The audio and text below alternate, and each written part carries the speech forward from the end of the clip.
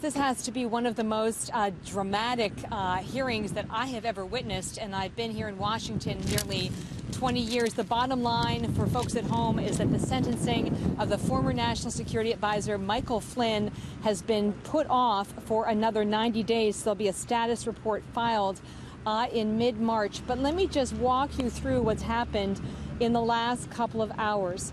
The federal judge in this case, Emmett Sullivan, began the proceeding by stating to the court, "I can't think of a day when the court has accepted a guilty plea from a defendant that is not guilty, and that is not going to start today."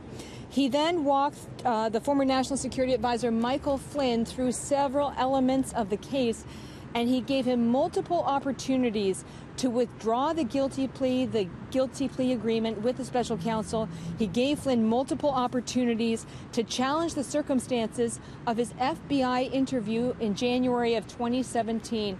These are the specific issues of not having consultation with the White House counsel, being discouraged from having a lawyer, also not being formally advised that any false statements could be used in a future prosecution, and Michael Flynn declined to do so.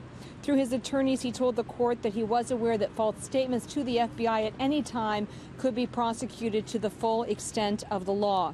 We just had a brief pause in the proceedings, and the judge has come back, and he's tried to, in my view, sort of mellow or walk back some comments he directed at Flynn as to whether his contact with the Russians in January and December, right after the election, amounted to treasonous behavior.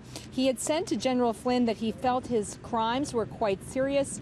He was a sitting National Security Advisor. He was making these contacts from the West Wing, and then he lied about the nature of those contacts to other members of the transition team as well as the vice president. And he said he raised a question as to whether this amounted to treasonous behavior, though in the last few minutes he's come back to say that he did not in any way mean to imply that Michael Flynn had been treasonous.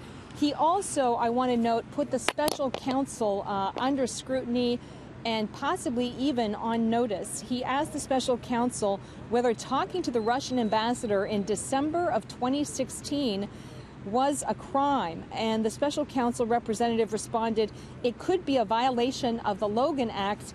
And then the judge, sort of in a very unusual way and flip way, said, "Isn't that the act no one has ever been charged with?"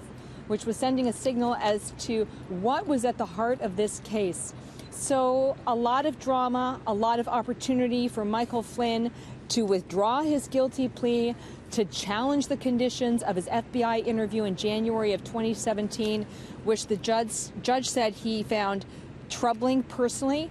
But Flynn has declined to do so, and sentencing has now been postponed for another 90 days, Harris. Catherine Herridge, thank you very much.